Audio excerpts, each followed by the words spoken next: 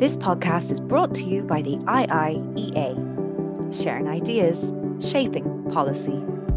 Hello and welcome to this IIEA webinar. This webinar, I'm Matt O'Neill. I'm the climate project lead here at the IIEA, and this webinar forms part of our Pathways research looking at Ireland's agricultural future. I just wanted to come on and say we're very grateful for our participants today in giving up their time and offering their views on a really interesting topic. And just to say that anybody is always willing and able to reach out to me at the IIEA if they wish to talk about any further points or introduce any new ideas. We're very open to this conversation on what is Ireland's agricultural future. So without further ado, I'd like to welcome our chair today and to say another big thank you for her giving up her time to Niamh Garvey. So I'll hand it over to you.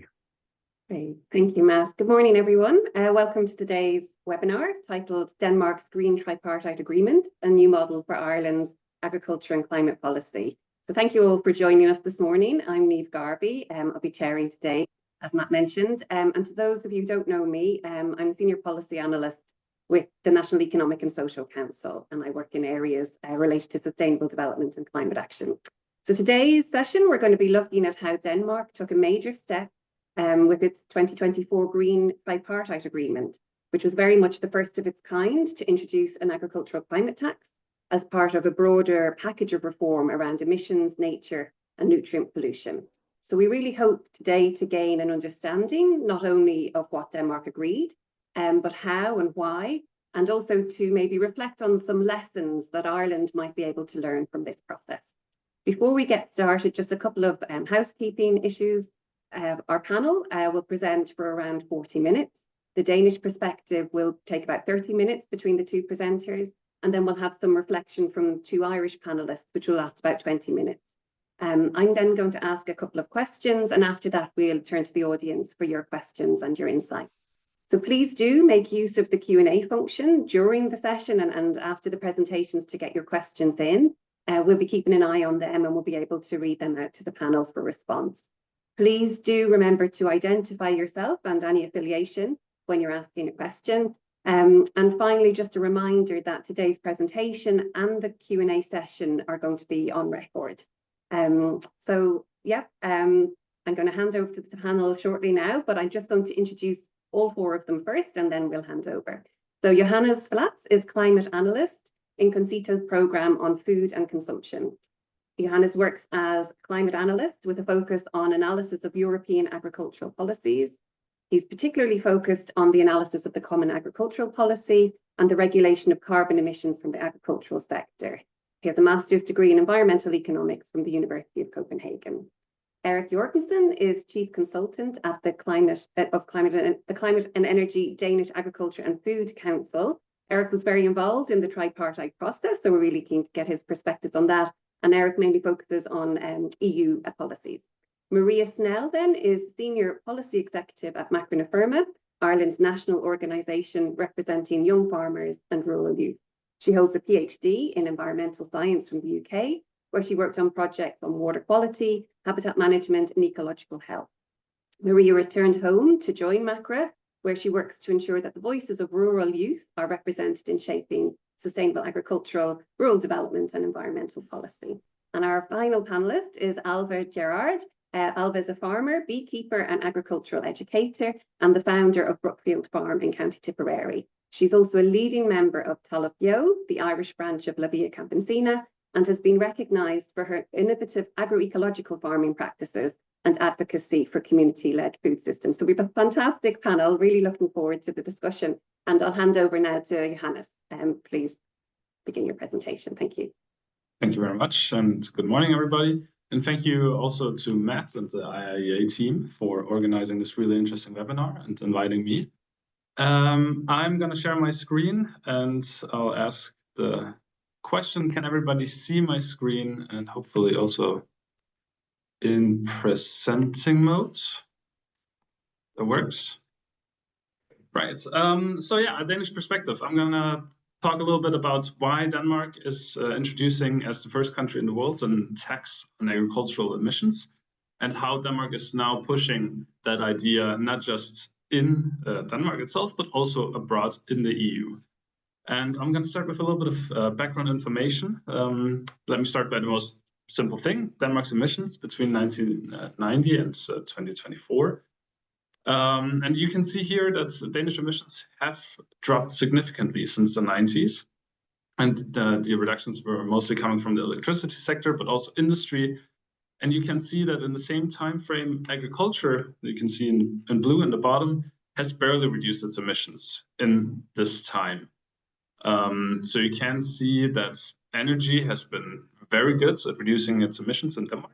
Agriculture hasn't really, and that also played quite a large role in why the Danish government has decided and also been pushed to put further regulation on the agricultural sector. You can also see that there has been a lot of structural development in Danish agriculture in the past 30 years. You can see that there's a lot less full-time agricultural businesses, so a lot less farmers today than there were in 1990. But the average farm size has been growing very rapidly. So farmers today are a lot larger than they used to, and they're a lot more specialized and also a lot more industrialized. At the same time, you can see that the share of total employment of agriculture in the Danish economy has dropped significantly. So has the share of total added value. So while emissions from agriculture has largely remained the same since the 90s, its share in the Danish economy has dropped. And just to talk a little bit about what the agricultural sector in Denmark today looks like and where its emissions are coming from, you can see here that more than half of the emissions in Danish agriculture is coming from livestock. So mostly from cattle, but also from pig production. And then there's also a large emission source in organic soils. So I think in this regard, Danish agricultural emissions are quite similar to Irish ones. And you can also see the small tree in the top right. That's the forest sink that we have in Denmark, and it's really very small. There's really not a lot of natural land in Denmark today that is a functioning carbon sink. So we can see there's a lot to do in Danish agriculture and a lot of focus points, mostly livestock, organic soils, and forestry. So, final background slides. The Danish climate law is very important for the Green Tripartite. That was agreed upon in 2020 in the parliament, with 90% of parties agreeing on this climate law, which means that there was not only the governing parties, but also a lot of the opposition parties, which would mean that if there is a change in government, the climate law is likely gonna hold because so many parties have agreed on it in the past. And they also agreed on a binding target for agriculture by 2030 of about 55 to 65% reduction. And that is because without any action, agriculture would be the largest emission sector in Denmark by 2030. Not just the largest, but also larger than all the other sectors combined. And because of that, there was a lot of pressure from energy saying to the Danish government, hey, we have been quite good at reducing our emissions. You've put a lot of regulation on us. Now, there's another sector overtaking us as the biggest emission source. So you have to do something about this, otherwise that would not be fair.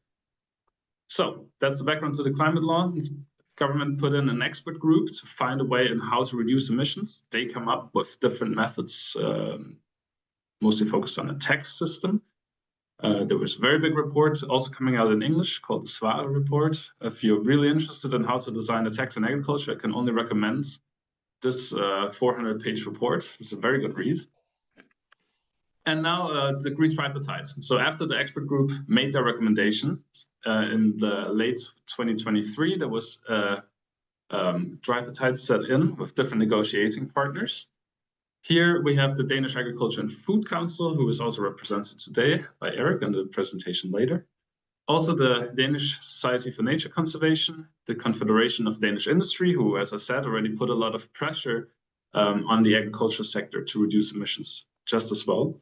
Labor unions have been a part here as well. And then, of course, the Danish government and the Danish local governments.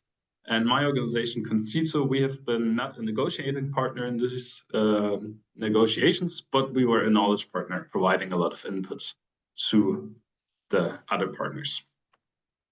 So what was agreed upon after about half a year of negotiations in June last year, the government and the parties in the tripartite agreed on a new green agreement for Denmark, which now had some key elements, a 70% reduction target for agricultural emissions by 2030. So quite an increase of the original climate law. And in order to reach that, the parties agreed on a tax on greenhouse gas emission from livestock only here, with a 40 euro tax by 2030, and which is increasing to 100 euros by 2035. There will be a base deduction of about 60%, but I think Erik is going to explain a bit more on that later in his presentation, how that's going to work. There's also subsidies for reducing fertilizer use, about 100 euro per ton by 2035, by 2028. Then there's going to be a tax on drained peatlands, about 5 euros per ton by 2028 as well. Idea here is to incentivize farmers to take out their drained peatlands from production. And then finally, there's a 1.3 billion euro fund for biochar subsidies, so research and building up industry capacity for the application of biochar. And that fund is aimed towards 2045. And then there has been a second very big part of that agreement, and that is establishing a 5 billion euro green land fund, which has the aim of reforesting about 250,000 hectares, which is corresponding to 6% of Danish territory, which is virtually doubling the forest land that we have today, natural forest land.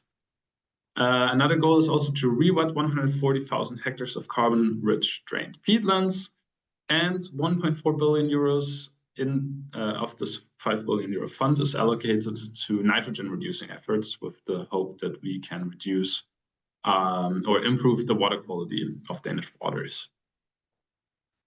And now the results of that is hopefully a reduction of 1.8 million tons by 2030, and maybe up to 3.6 million tons of CO2 by 2035. With that comes a 4% production decline in agriculture. So the Danish government is not saying, hey, we are doing this tax in a way that it will not affect production at all. They are calculating with an approximate 4% production decline. But importantly, only a 1% price increase for the Danish customers is estimated here. So the impacts on food prices are likely not very high. But with all these efforts, we are going to reach Denmark's 2030 climate targets. We are going to reach the European LULUCF targets. And we're also reaching the EU's effort sharing regulation, with the regulation that's going to be put in place. So a question that has often come up is, why are we taxing production of livestock and not consumption of meat and dairy products? And there have been some calculations that show that a 100 euro tax on production would give us in Denmark a reduction of 2.8 million tons of CO2, while a tax on consumption would only give 0.2% million tons of CO2 in Denmark. And that is mostly because Danish agriculture is very export-oriented, especially in the livestock sector. About 80% of livestock goods produced in Denmark are being exported. So that means that if we want to tax consumption, the tax would have to be 5 times as high to reach the same reductions than a tax on production in agriculture, because so much is being exported, and that you could just not tax with a consumption tax. And also a very important part is that there needs to be a price incentive on the individual farmer, which you also would not have with a consumption tax, because a farmer that has been doing a lot to improve the climate footprint of his meat and dairy products would have the same tax in the supermarkets than the farmer that has not been doing as much to reduce the climate footprint. So a production tax can be differentiated, and that's super important in order to incentivize farmers to do the right thing. Well, what now? There's a continuing process in Denmark. Not only the tax has to be implemented, the land funds has to be allocated. There's currently a lot of negotiations, especially in local tripartites and local governments, negotiating how to allocate the 5 billion euros. But the Danish government also had a mandate in the agreement that it has to push for a similar solution on an EU level. And currently, the Danish government holds the presidency of the EU Council, and with that can push a lot of these points on the agenda. And they are pushing emissions pricing in agriculture. There are conferences organized in Brussels, Copenhagen. Just a couple of weeks ago, all the agriculture ministers in Europe have been invited to Denmark in order to hear a lot about the Green Tripartite. And of course, there's a big concern for Danish farmers, and that's the problem of carbon leakage. That if production is affected here in Denmark, the possibility that production moves just to another EU country because of the free market, that's of course a big concern for Danish farmers. So the idea here is to create a level playing field that that emissions are priced all over the EU, and then you can ensure that carbon leakage within EU countries would be eliminated. And it's a lot easier to ensure carbon leakage outside of free markets to prevent that by a carbon tariff, something that already exists. It's called the Carbon Border Adjustment Mechanism for industry emission pricing. So that's something that's a lot easier to do on an EU level than on a national level. So the government is trying to push for something that's resembling the Danish tax model as closely as possible. Taxes on an EU level are very difficult to implement because all EU countries would have to agree on that. It's not just a majority question. So the EU is doing something similar called an ETS, emission trading system, that already exists for industry and energy. And that's something that's possibly also being implemented for agriculture. At least that's something that the Danish government is pushing, the EU Commission is looking into, and my organization, CONCITO, we are also working actively on that topic. So the EU Commission is actually looking into this right now. There's a big report coming by the EU Commission in November on how emissions from agriculture could be tackled. And they're exploring 3 different options. The first is a mandatory climate standard, where food processors, so meat and dairy processors, would have to have standards to reduce their emissions. Another option is the public procurement of carbon farming credits. So here, credits by farmers could be generated if they implement better manure management, feed additives to their food, to their feed for cows.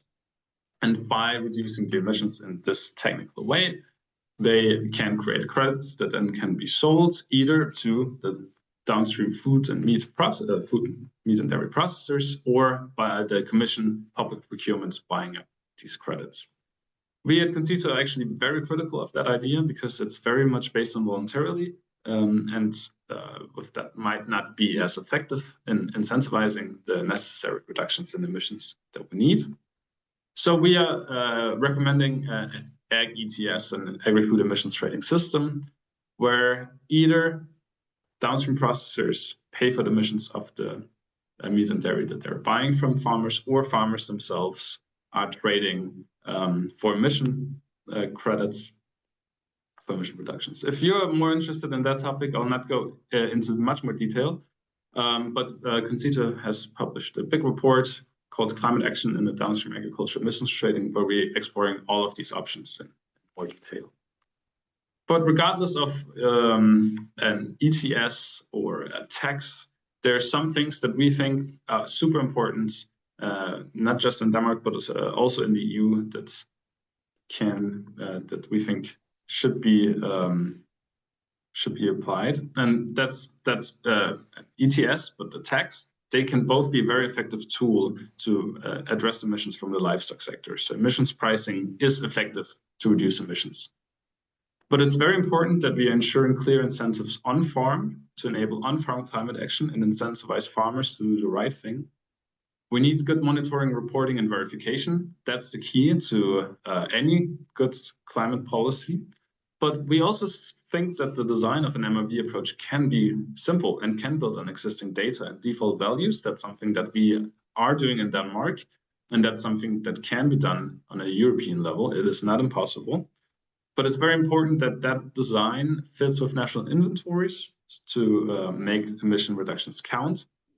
And final point, revenues that carbon pricing policies are generating. A tax emission trading system is generating revenues, can amplify the overall climate action and address other concerns such as distributional impacts. And that's something that we're going to do in Denmark. we said that all the revenues that the climate tax is generating will be reallocated to the agricultural sector to help farmers to transition and to ensure that we'll have a fair transition to a more greener agricultural sector.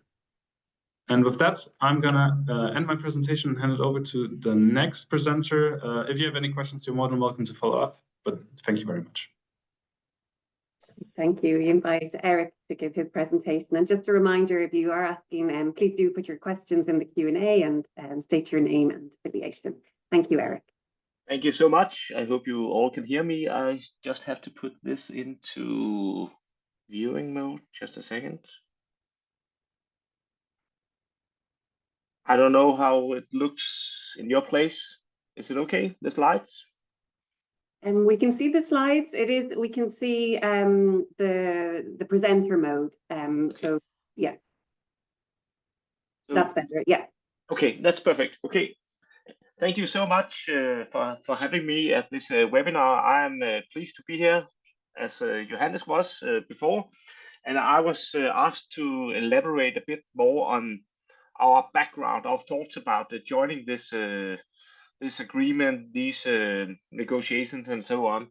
I will start with doing that, and then later on I will dig a bit more into some of the results Johannes already presented for you, and have our considerations, our wishes for how this is going to be implemented. But first and foremost, I would say we were and are standing on a burning platform, seen from on a global perspective, but from the agriculture as well. Johannes already told that there's a majority, a vast majority of the Danish Parliament, they were in favor of the climate tax. It was unavoidable. It was coming no matter what. There was a lot of pressure from other industries on agriculture to deliver. Johannes, he showed the first figure, I guess, showing that the reductions in the agricultural sectors, they were very small in the later years, the last 10 years, nothing has happened.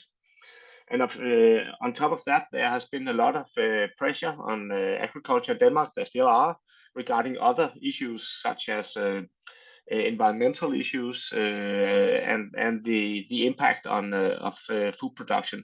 As you know, and we have a very intensive agricultural production. We occupy around 2/3 of all the land in Denmark. It is cultivated. So of course, we have a major impact on our environment.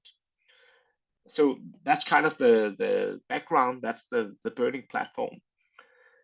Then moving on to our motivation for joining the negotiations. As we see it, it was our best option for a unified policy for Danish agriculture and food. And as I already mentioned, we had the government, they had promised a carbon tax on agriculture, so there was no way to avoid it anyway. But we couldn't suggest any alternatives, even though I have to say that the carbon tax itself, it's not our first choice of action, not our second choice, not our third choice. We had, I think, better solutions, but we were going to face a carbon tax anyway, so we might as well join. And you can say that the alternative to participating was stand outside the room and have no influence. We could face tougher regulation with the less flexibility if we didn't try to put forward our concerns. And it wouldn't stop the fragmented debate about the agricultural profession. I'm not sure that will stop by this agreement anyway, but it might help. And it's very important that the agreement is based on multiple challenges are solved or addressed. That could help having a less fragmented debate in the future. So you could ask yourself why it worked. And I think first and foremost was we were collaborating. All relevant parties, they were put together and asked to find a solution. And very importantly, there were a clear framework. There was some you could say rules, borders you had to negotiate within. So everybody had to make a compromise. Agriculture couldn't get it as we wanted. The green organization could not have their wish list fulfilled, and so on. So we all had to make compromise, and I think that's very important. Otherwise, it wouldn't be real negotiations. It would just be the standard talk. And then, of course, and in connection with that, the inclusion of the sector and all other relevant sectors, organizations was very important. So we could have some ownership in the solutions instead of just seeing them being dragged over our heads. And then I mentioned it already a bit, the holistic approach. It was really a turn on in this process. We could include other relevant issues that had to be solved or addressed, biodiversity, environment, and so on. And I think that was what really made it happen. And of course, that came with a lot of investments, public money, and that's perhaps not to be copied in all countries. But that was really important as well. And then for the agriculture, it was very important to have an assurance that we, in the future, would have a continuation of a strong agricultural sector in Denmark. Johannes showed a minor decrease in production that is foreseen, but I mean, it's not like we hear from the Netherlands, where they are cutting or planning to cut very deep in some of the production. We could face a future for agriculture, and that was a very important assurance for us. Now I will dig into some of the results that Johannes already showed and try to put on our perspective on them. This is just the basic numbers. As you've seen, it's a lot of land that has to have a land use change. Some almost 400,000 hectares. That's more than 15% of the agricultural land today. So that's a vast amount. And then the carbon tax, I'll dig into that. But it starts with a marginal rate of 40 euros, and in 10 years' time, we'll have 100 euros of tax. Some very important preconditions for us was that the tax is introduced gradually over a 5 years period. It'll give even more time to adjust, to make investments in reduction technologies. The main driver for us is not that a tax is coming and we have to pay a tax. We will rather not pay the tax, invest in the reductions instead. That would be better for our profession, but it would surely be better for the climate as well, because tax to the state will not help the climate. And then a very, very important factor for us is the base deduction, because the base deduction, it addresses the fact that agriculture is not like other industry where you can turn from coal, oil to electricity. To say it in a perhaps stupid way, you can't electrify a cow or pig. So it's biological processes, and you'll never reach zero, no matter what you do. If you turn into 100% plant production, there will still be emissions from cultivation. So a base deduction is very important. And then several important factors were taken into account. Only tax on emission from pig and cattle. They are the big emitters from Danish agriculture. And on top of that, there will be a de minimis threshold for herd size. That means that smaller farmers, they should not be included. It will be too costly. It will be too much bureaucracy for them. So that's good for us as well. And then there will be a differentiation between animal types and production types. And what we're hearing now is that they are working on around 20 different groups. So all farm types will not be treated equally. This may change. The tax system is still under development, but it'll be a lot of differentiation. And then the stable type feeding strategy will be included. And as Johannes already mentioned, the revenues from the tax will be reinvested in the sector. So we'll have even more reductions. That's good. This figure is perhaps not the most clear one to look at, but it tries to describe the principles of the base deduction. In this example, there's a 5 tons emission today, and what we are trying to reach is a 3 tons emission. The base deduction, sorry, we need to reduce by 2 tons and reach, a 3 tons emission when the tax is implemented. The figures tend to show how to deal with it. You can either pay the tax for the 2 tons, or you can invest in different measures. And in these figures, we are trying to show that digestion might take a big portion. You can do something in the stable, and you can change your things in your manure storage. And by doing that, you might be able to reach the target and avoid the tax. And that's the whole point. Investments in reductions are better than paying the tax, in our view. I've mentioned technologies before, and in a very intensively driven agricultural system, as we have in Denmark, technologies is a vital instrument, or more instruments. It might be different in more extensively run agricultures in other countries, but in Denmark, technologies is key. And it was a very important premise for the tripartite. We need a lot of different technologies, as we have different farm types and different production types. And we need them to be tested, validated, and ready to use very quickly, and preferably before 2030.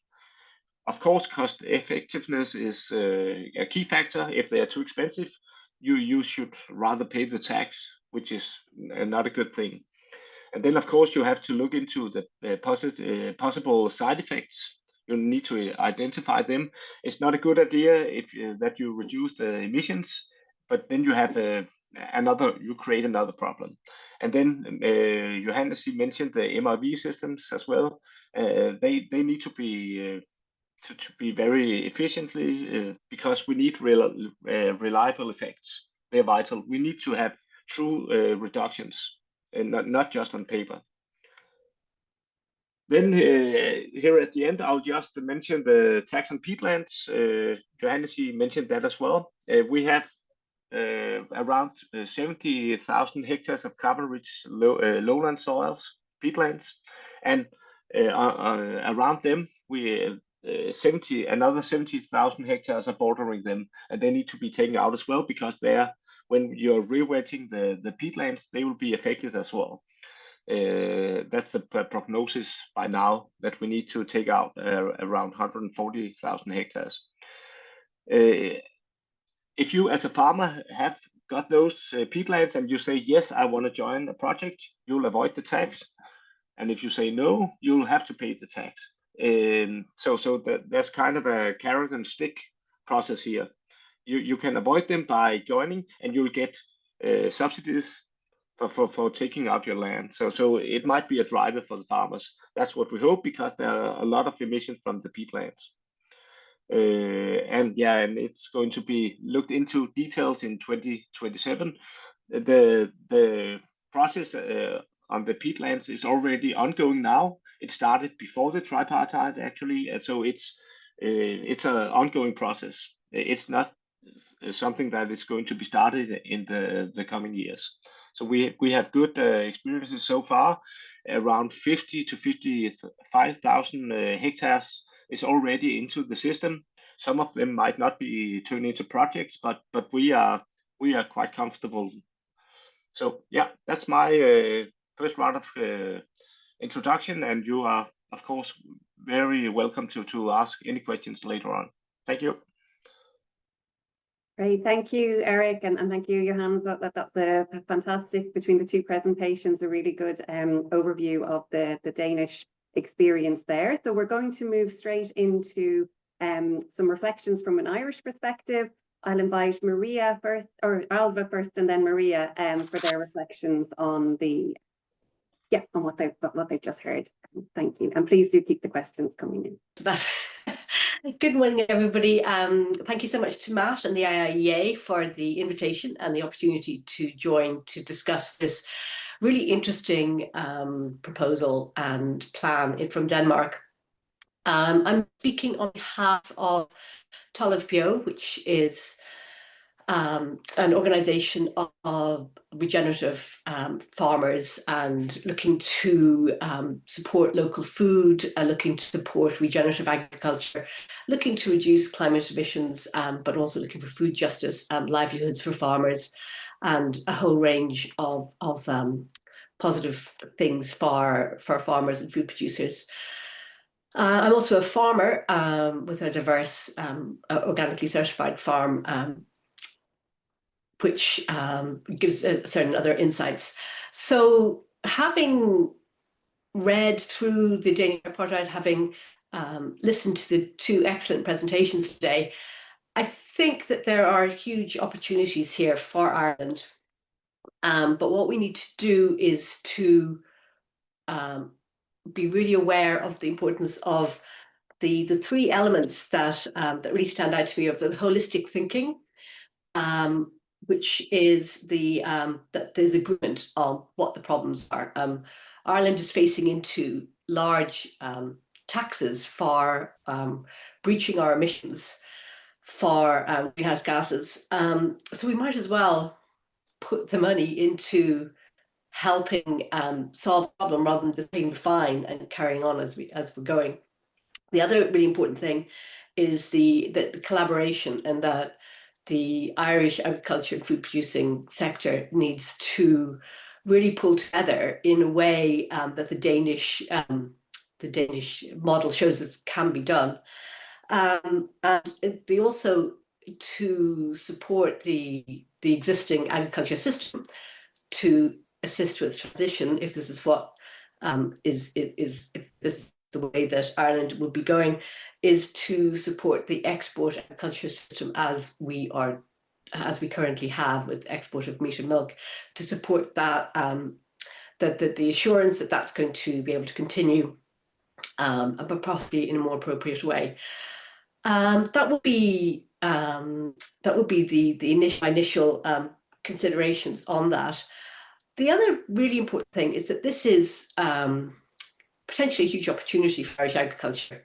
We do know that we have major problems with Irish farm livelihoods, the cost of inputs going up, the lack of young farmers wanting to enter, take over their parents' farms, and also not a huge number of new entrants because of the barriers to entry to farming.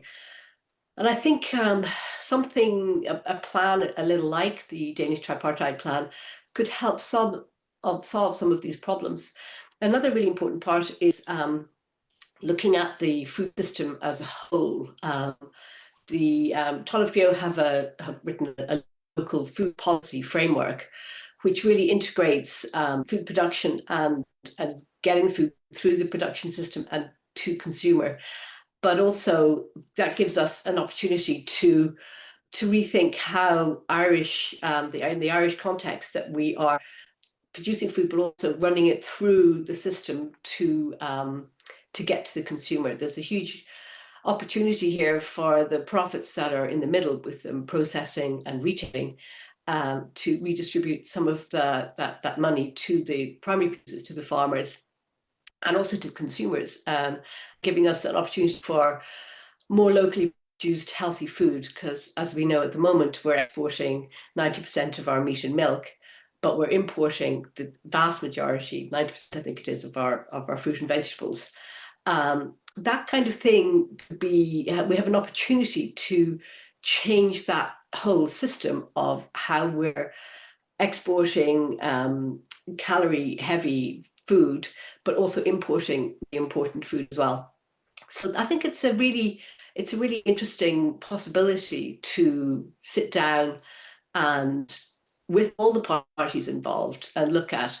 And one thing that I'm really impressed by the Danes, and also with their organic agriculture plan, which looks not just at production, but also runs right through to public food.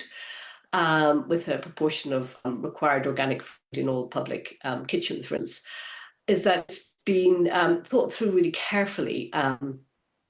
And that comes from it's a very measured approach. I think we could learn a lot from that as well in Ireland. That it's very much more about the greater good, and ultimately sort of the greater good of society and health of society, rather than us in our silos thinking about our own interests and what's really important for our own particular sector. We need to step on that if we're going to deal with the really serious concerns that we have as farmers, particularly as I'm very aware that we do have we have a changing climate, we have more uncertain weather patterns, and we do need to change our agriculture to take that into account. And this gives us an opportunity to do so. Thank you. Thank you, Ailbhe. And Maria, over to you for the final of our panelist inputs. Thank you. Thank you, Niamh. And thank you very much to Erik and Johannes for a very informative presentation. I would agree that certainly this is a milestone in terms of climate, environmental and agricultural policy. And I might just pick up on some of the points that Ailbhe made around young farmers and succession generation renewal. So I would agree that while there's lots to learn from the Danish model and and their approach, I would say that it's important also that we recognise that Ireland's farming system is fundamentally different in terms of the size and structure, and also I suppose our natural resource, and the variability in climate and soil across our island, and that we are an island. And I suppose the model itself is based really on the family farm, which we're very proud of and something that we really want to protect going forward. Because without that model, we don't have succession, we don't have family farming. And, I think this is an important part of environmental care and environmental protection. We have very strong proven links between, farming, their communities and environmental management. And it's really to look at that and build on the initiatives that are already there. I think sometimes when we look to an inspirational piece of legislation that's doing something radically different, or leading the way, we forget that actually we're also doing a lot of work day to day on farms as well, and that farmers are actively engaged in this all the time. And we've many strong initiatives and frameworks here that reflect this commitment to the environment. I think the one thing that we can all agree on, and Erik, talked about it, the thing of finding kind of the common ground that we all want to protect our environment and have a better environment for the next generation to come.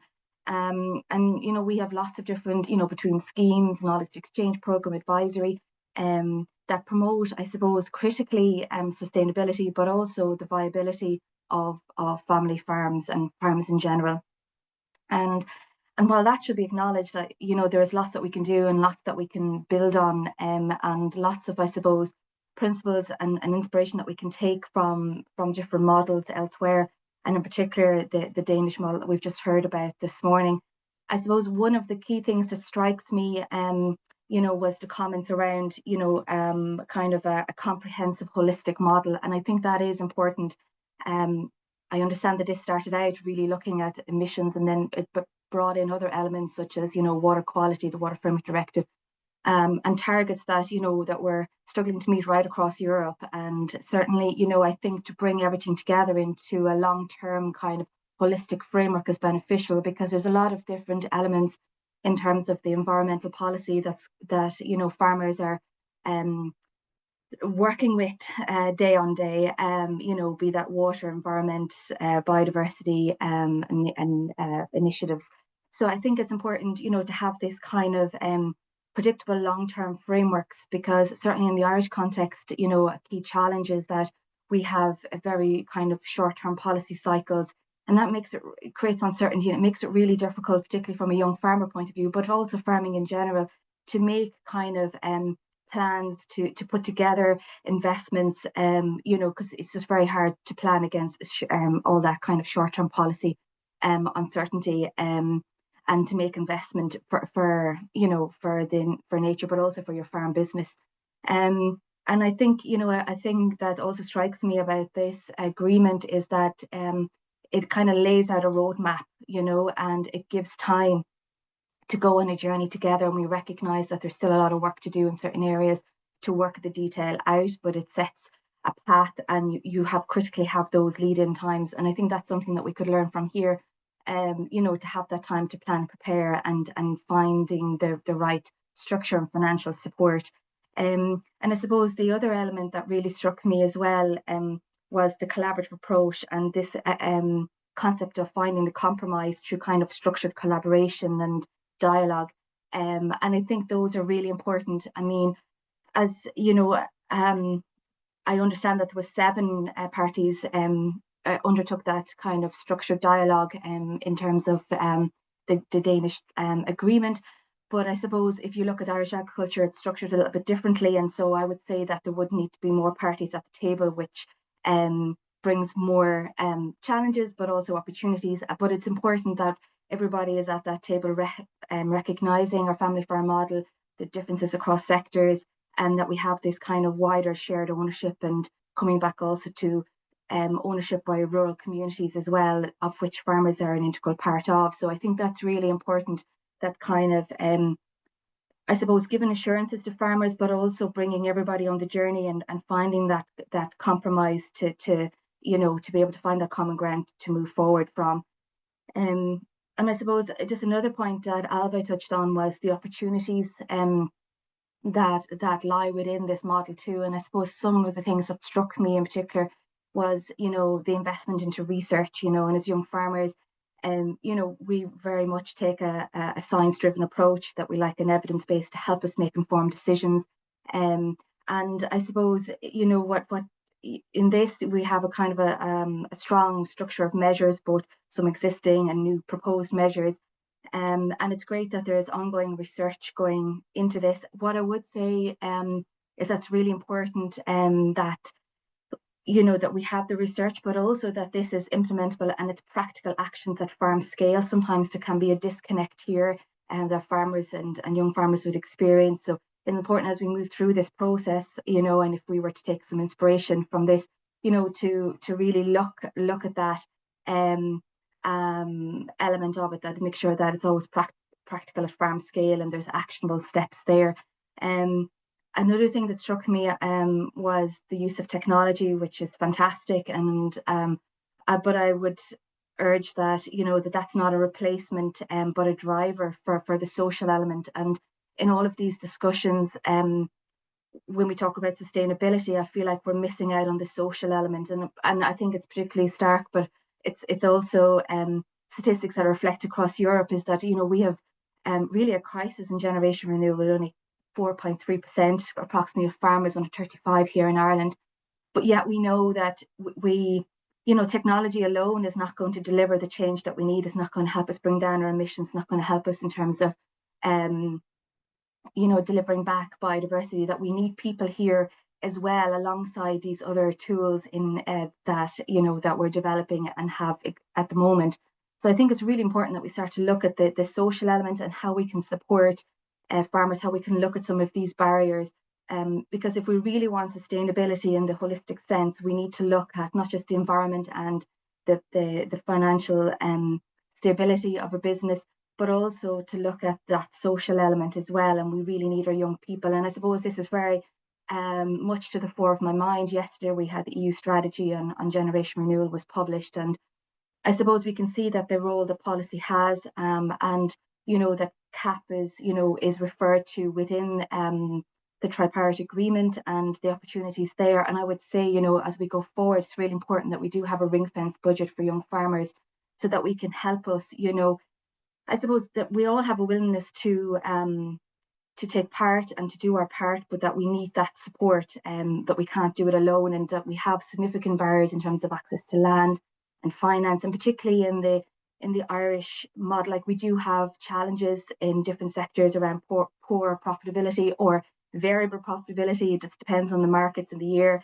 and, you know, so therefore there can be limited investment capacity. And there's a lot of requirements, not just in the environmental space, you know, not just in emissions, but also in water, so on.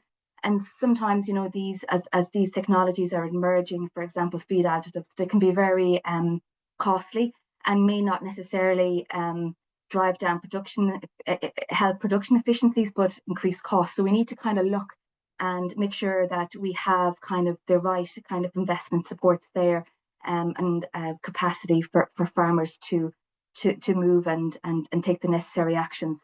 And I suppose all of this, you know, helps to increase the attractiveness. You know, the more supports and the more coherent and collaborative approaches, when we feel like we're all on a journey together and that no one has been left behind, it does increase the attractiveness of the agricultural sector as a whole. It makes it more resilient, more sustainable, and but I think there's no one single factor, and I think just coming back to the social aspect as well, and the people, you know, that farming and farmers are very entrepreneurial in spirit, you know, that they are dealing with the realities of climate change. You know, they understand it. They're dealing with droughts and you know, floods, etc., changing conditions all the times, and the impact that can have on their businesses.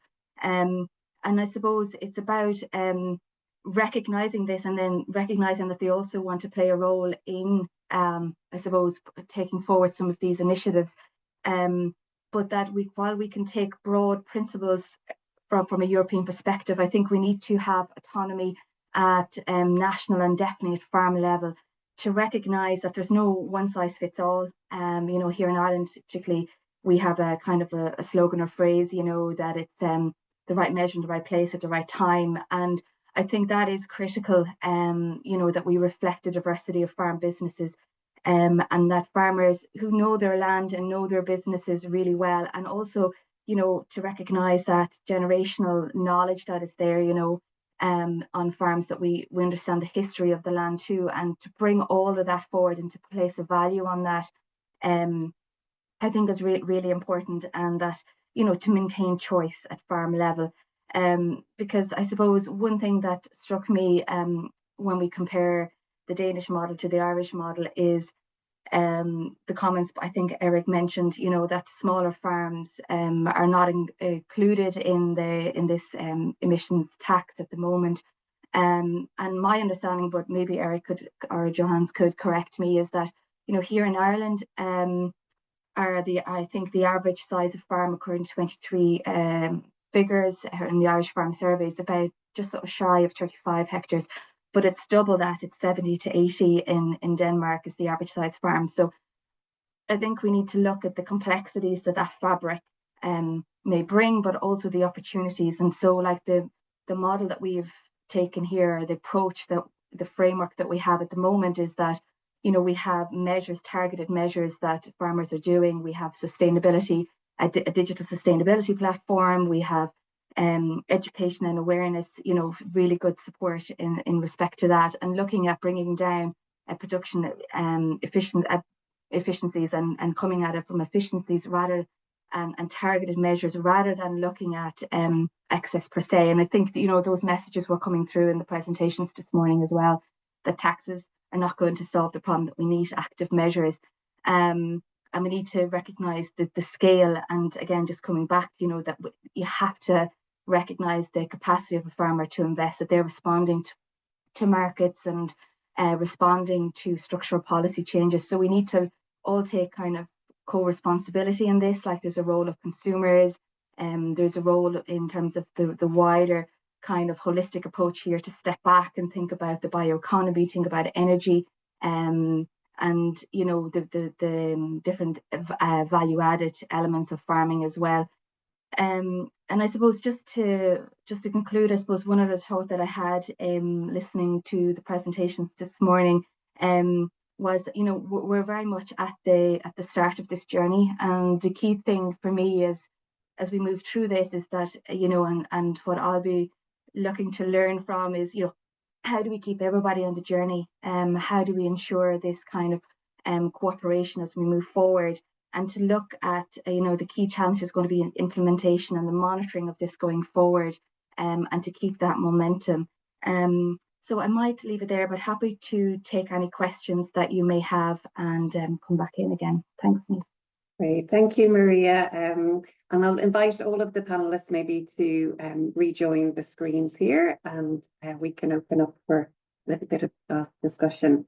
I'm just going to put a couple of questions to the panelists first, and then I see we have a good few questions coming in on the Q&A. So thank you to the participants, and keep those coming in. But firstly, maybe to Johannes, the agreement, as you articulated, brings together multiple objectives: biodiversity, water quality, climate, land use, in one package, which, as Maria just reflected, maybe this is something of a strength. Maybe you could talk a little bit about, I suppose, some of the governance mechanisms that ensure that these different objectives were balanced, you know, that there is no sort of vetoing of different priorities. Yeah, I think that was quite a big concern also here. After the announcement of the tripartite, that the different ministries will interfere with each other because of the different priorities, and this agreement bringing so many things together.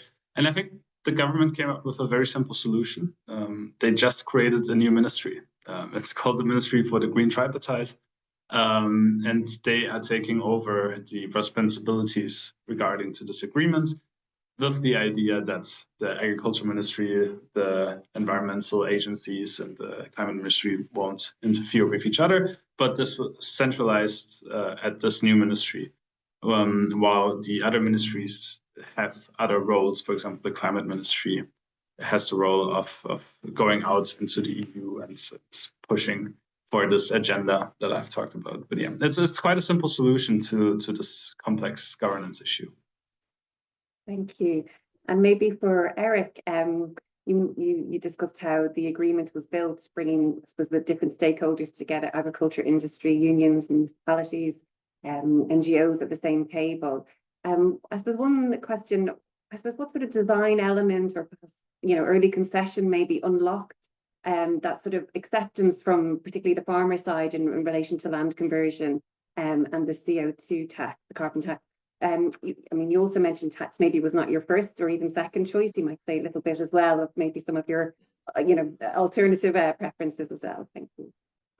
Yeah, first and foremost, I would say that what was key for us, I think, what was the icebreaker, not a deal breaker, but icebreaker, was that we had a clear framework.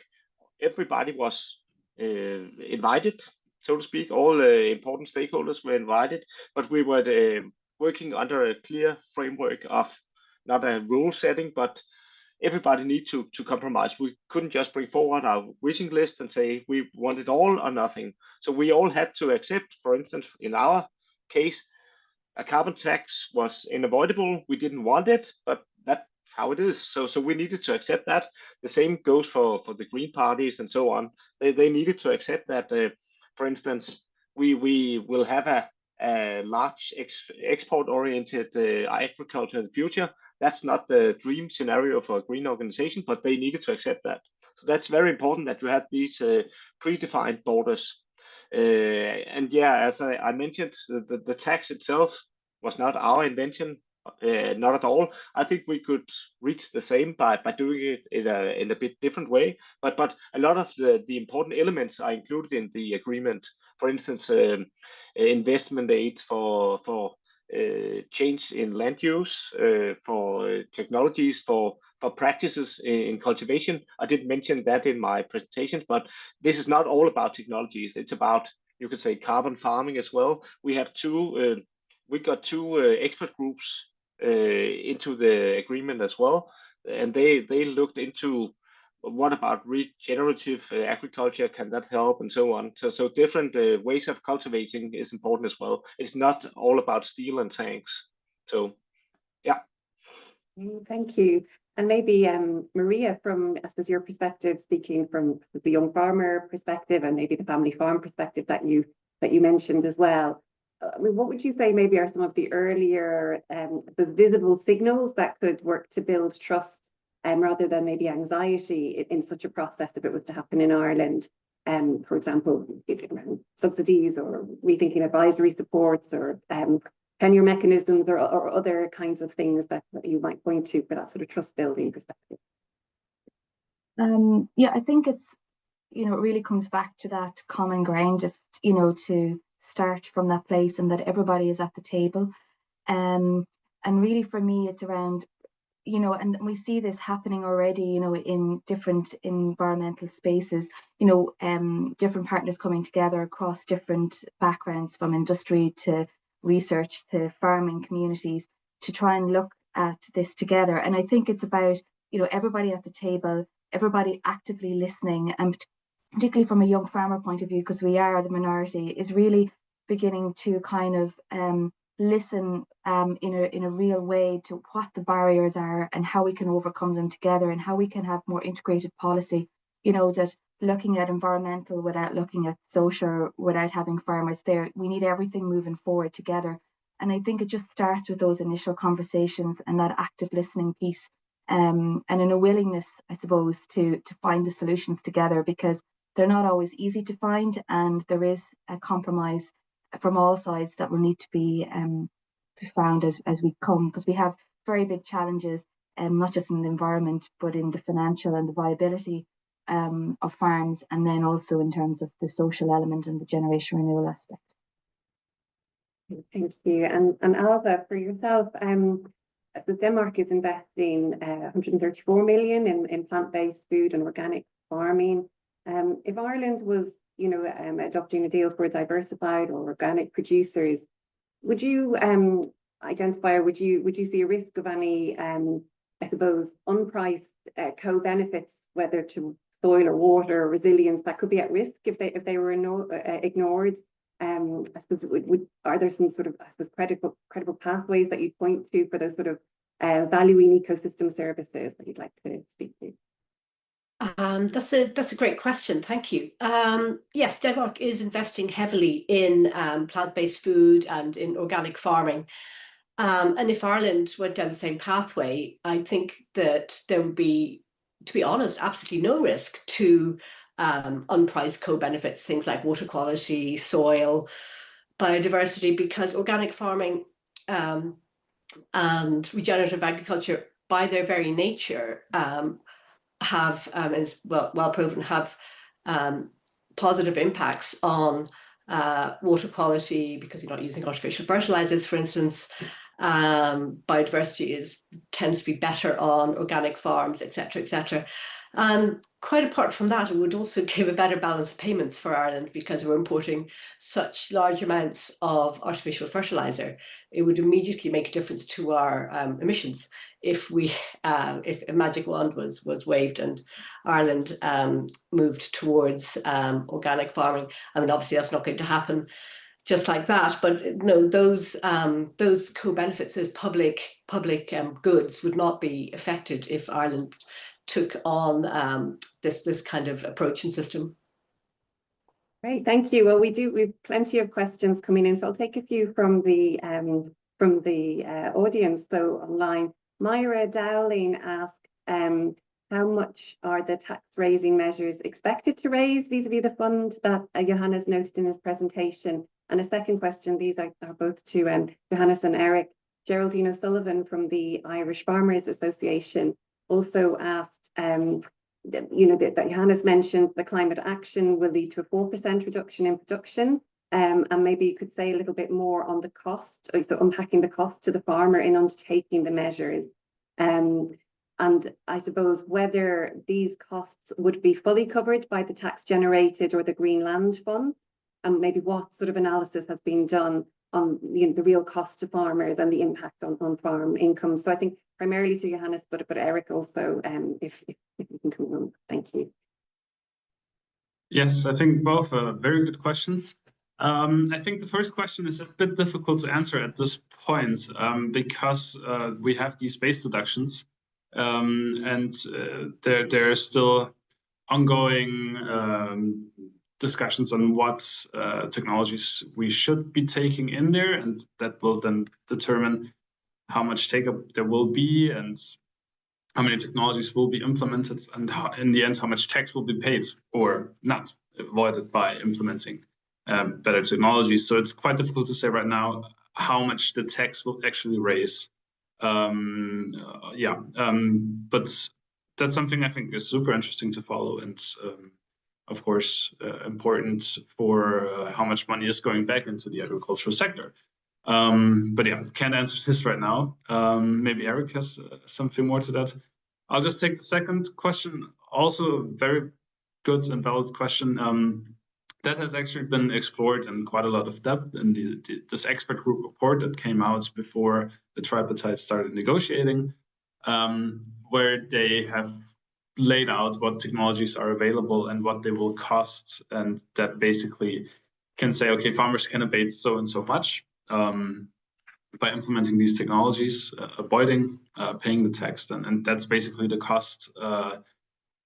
The potential costs. Don't have a specific number in my head right now, but the calculations have been done, and the expected costs are less than the tax, because otherwise farmers would just more or less decide to pay the tax instead. So you can assume that the average cost per farm is going to be less than 100 euros per ton. Here, yeah, Erik, maybe you have something to add. I can add a bit, but I don't have all the answers. Nobody has, as Johannes mentioned. It's an ongoing process deciding this the tax system and looking into which measures can be implemented.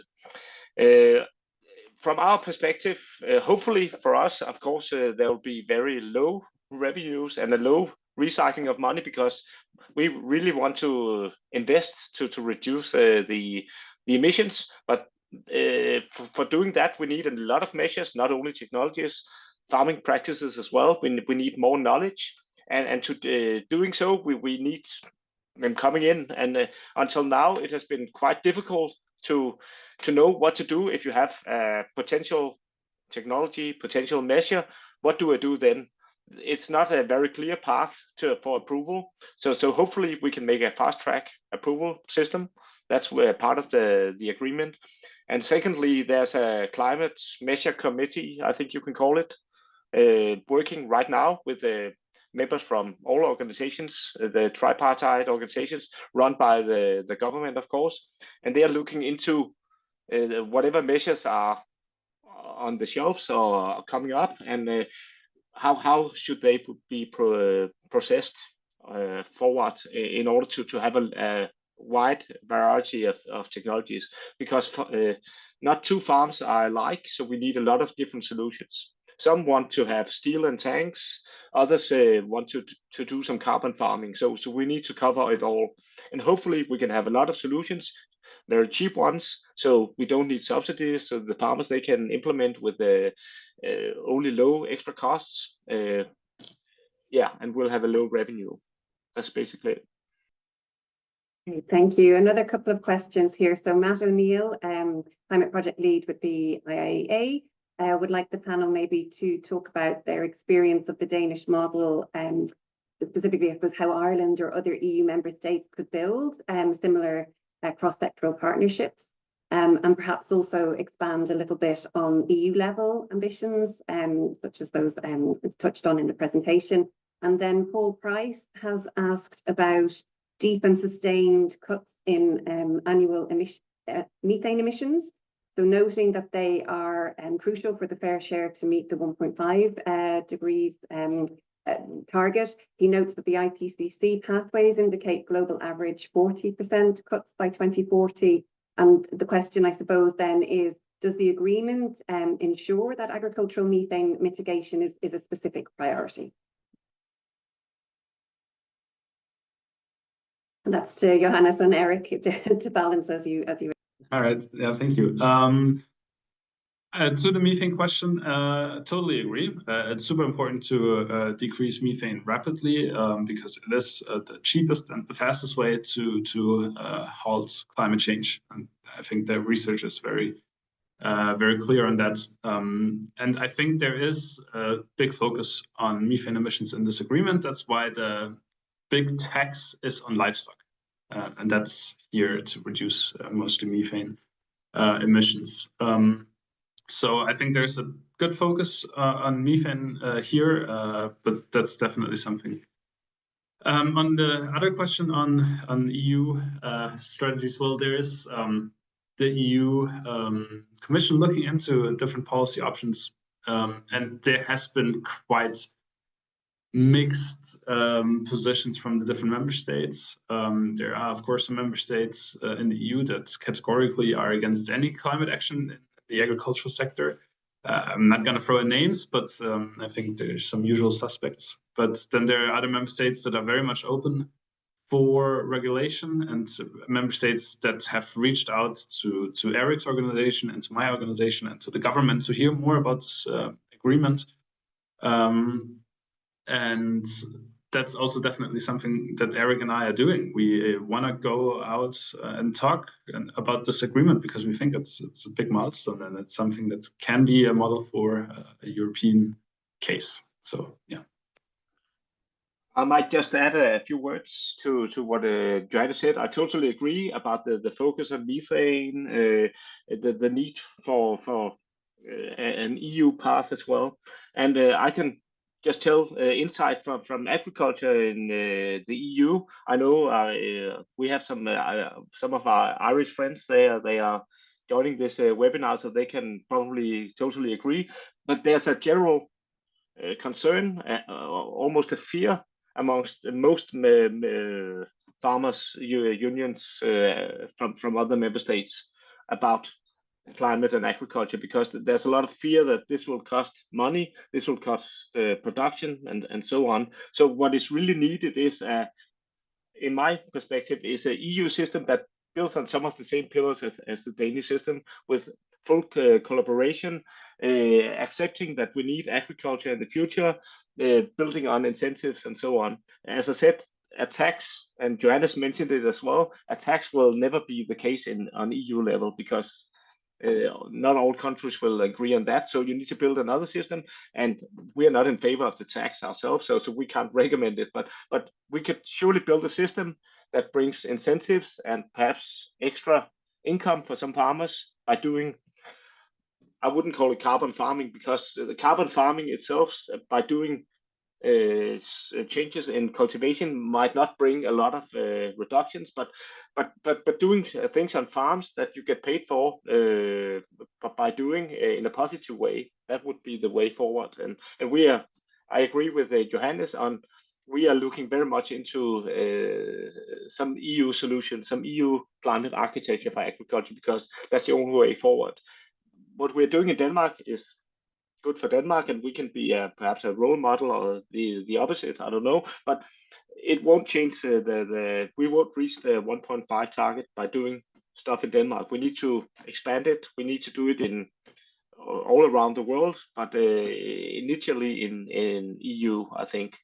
And we need to start now. We have the base deduction system in Denmark, so we don't need to fear that we have to close down agriculture, close down production. We can build a fair system, I think. I think we have a fair system in Denmark, even though the tax is not the best, but that's the way it is. Thank you. Lots of questions coming in. So Sean Kelly, a dairy farmer, has picked up maybe on Maria's point also on this, a question to Erik on that smaller farmers wouldn't be affected by the new carbon tax in Denmark, and maybe could you say a little bit more on the definition of smaller farms in the Danish context? And then there's a question from Barry Colfer, Director of Research at the IIEA, and this question is for everyone on the panel, so I'll invite everyone to come in on this. So building on Maria's point, could the panel reflect on how might cooperation on things like innovation funding, investment, advisory services, or even broader rural investment help to create a stronger European common ground for a fair transition in farming? And maybe specifically to Erik and Johannes or any of the panel, are there other examples that we're aware of that we could look at? So to Erik first, just on the specific question, you might give your response to the second question as well, and then we'll go back to the other. Yeah. I'll start with the first question. I didn't get all the second part because I was already preparing the first, but perhaps somebody else can start on that and I can join in. But on the first question regarding the size of farms, what is the threshold and so on, it's not defined yet. So we don't know actually yet. But I can be a bit more specific on organic farming. That could be interesting regarding I think it was an organic farmer. So it could be a bit interesting to talk about how is organic farming dealt with? The situation for organic farmers are that they don't have the same amount of tools, because I mean they have restrictions on the use of fertilizer, some technological issues as well. So they have a smaller toolbox, so to speak. So they could be hit even harder than conventional farmers, because the targets will be the same. I mean, 1 ton of CO2 is 1 ton of CO2, regardless of it's being conventional or organic. So there's it's written into the agreement that a solution must be found for the organic farmers, so the organic production will not drop, because they could be hit harder than conventional. So a solution does not exist yet, but the concerns are they are looked at, they are addressed in the agreement. So, but there are no thresholds yet. There are no final solution for organic farmers yet. But it is going to be before the tax is introduced in 5 years' time. We will have a solution. Great. And then open to the wider panel, and you might come back in then, Erik, if you have reflections on this, but on the role of things such as innovation funding, investment, advisory services, broader rural investment in supporting a fair transition, and any examples that you'd draw out. I don't know if Ailbhe or Maria would like to come in first before I open up to Johannes. Hi, yes, that would be, thank you very much. Yeah, I think that one of the things I've pointed out already about Denmark is that there is a huge willingness to collaborate and to understand that there has to be compromise. And in the Irish context, that we don't have quite the same focus on solving the climate emissions biodiversity problem, because we're a market-driven agriculture sector. So what I think in order to make this work, I think what there needs to be is work with people who are working in advisory, work with Teagasc, and to ensure, like the Danish context, is that there is a holistic understanding of what the problem is. What we are missing is the leadership to bring the parties together. It's actually a brilliant idea, Johannes, to set up a ministry for the tripartite agreement. That actually would help solve quite a few of the problems in the Irish context. But there's no point in having money to start laying out to solve the problem until we've agreed what the issues are and how we're all pulling together on that. But we do have, it is still a huge opportunity to work together, because right now what's working, Irish farming is not working so well for Irish farmers, particularly the smaller ones. And I'm really concerned, so at Talamh, we're really concerned that we look after livelihoods, and it's not just about amount of production of food, it's about, can we support the livelihoods? So you can actually have just as good a livelihood with less inputs, and changing the system of farming, and this could help with that. And Maria or Johannes on the role of innovation funding and investment. Yeah, I can come in. Yeah, so I guess this is framed in the concept of a just transition, and that we need a movement. But I would say that that farmers and farm businesses are changing all the time, and they're responding to different policies. And I think that we need support. Of course, that we need support in terms of innovation and research. I mean, that is critical. But I mean, it's how we move forward. So like within the tripartite agreement, we have elements such as the organic ambition. We also have the plant-based ambition. Then we also have different technologies that are there, such as the biochar. I think the issues are, as we move forward, that when to take ideas from the innovation research into practice, and I think that's the biggest challenge, and to be able to do that in a timely manner that manages our other ambitions. I mean, it's very difficult to ask farmers to invest in technologies that we're not sure of the full extent or any unintended consequences that there may or may not be.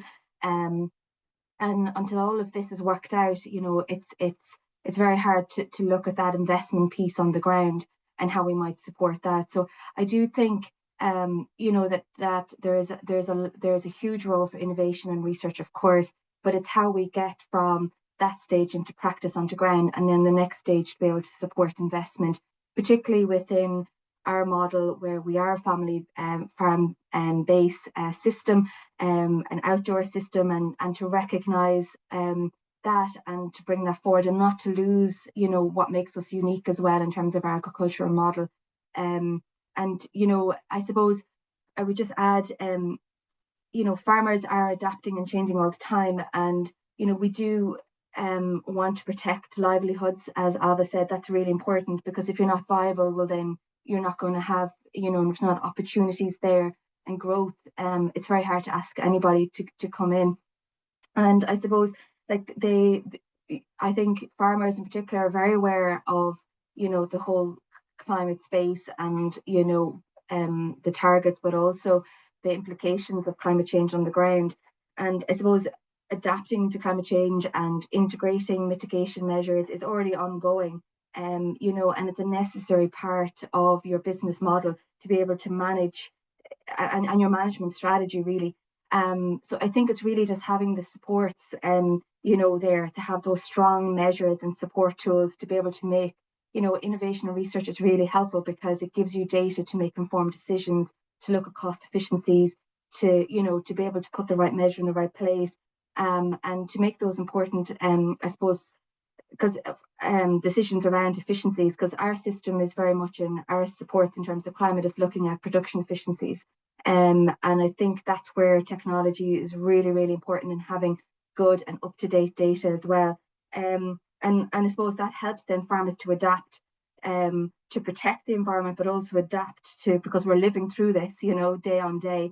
As we work towards the goals, we're also living through it. And so it's important that we not only have those measures that help us to protect and reduce emissions, but also to be able to adapt day on day. And that requires, that knowledge base and also the financial support to be able to make these big changes that are needed in some cases. Some cases they're smaller, some cases they're bigger, but it's just to be able to make that investment, and in particular in terms of capital investment, to have that value added on your farm, in terms of an investment into sustainability going forward as well. Thank you. Thank you, Maria. I'm conscious of the time. I will just, there's another question in here for the Danish participants. We won't get to all of the questions, I'm afraid, but Charles O'Donnell from Agriland Media has asked our Danish panelists if there's been any research or work done to examine how the tax will impact on the number of farmers actively farming, and whether, I suppose, there have been any concerns raised in Denmark that taxation on production might see farmers with lower profit margins deciding to exit out of farming or retire. And Rory O'Donnell has also an interest, I guess, in the role of the 23 regional tripartite councils, and to what extent, I guess, the tax was a prompt for engagement in collective problem solving. And we might take the answers to these from Johannes and Erik, and then we'll do a very quick wrap up just to hear from each of the panelists to finish after that. Thank you.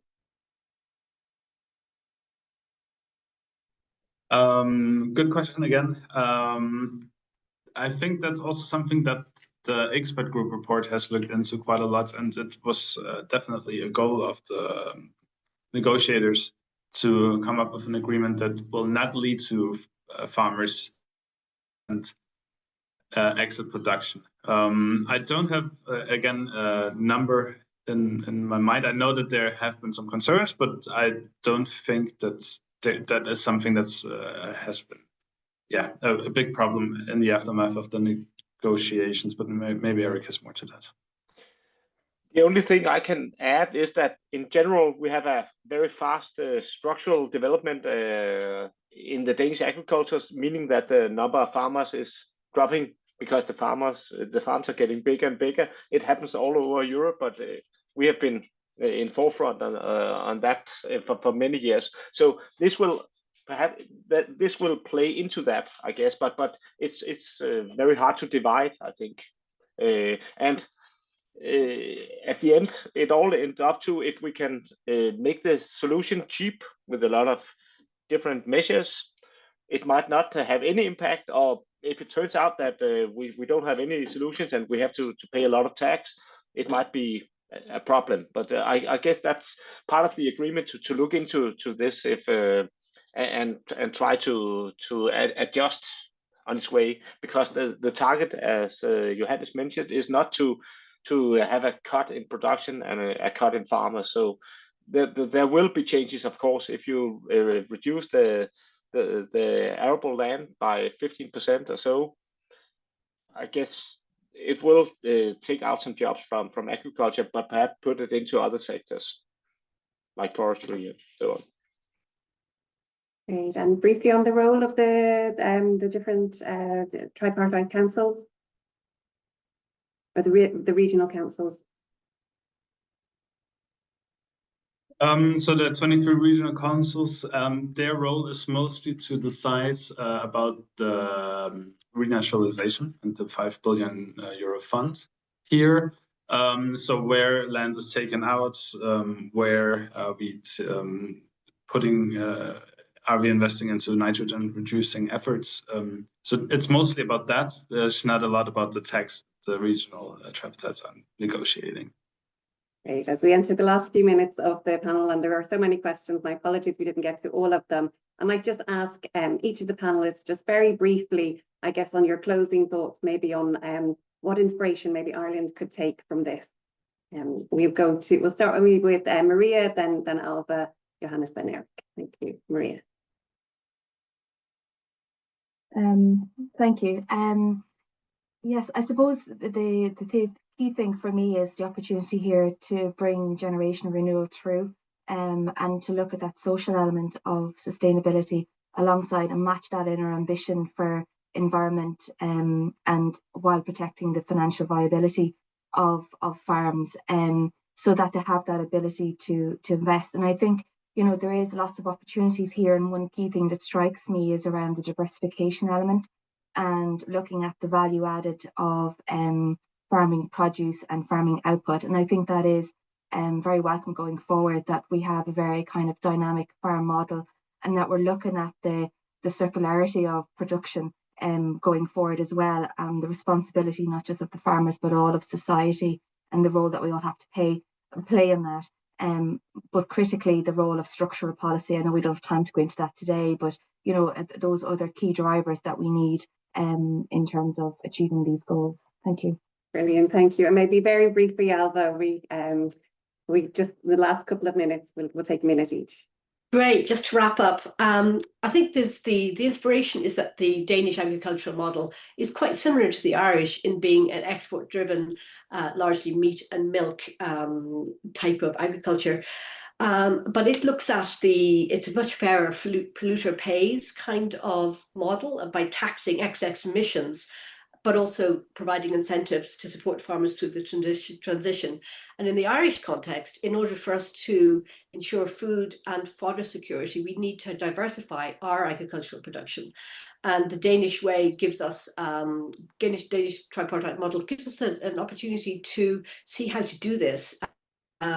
So thanks, guys, for going first, promoting horticulture and tillage for greater food sovereignty. And our nature restoration is part of that. It's complementary to that aim as well as looking after our sector in agriculture and farmers. Thank you so much. Thank you. And so Johannes and Erik, maybe one key thing you think Ireland can learn from your experience. Yes, I think it's great that there has been such a big interest in this event, and tells me how far Irish agriculture is already in thinking in this way. And I think what's very important is that Denmark is maybe just a small step ahead in thinking about this. Ireland you will run into the same issue. Emissions from agriculture will eventually be the largest emission sector, and it will undermine your ability to reach climate targets.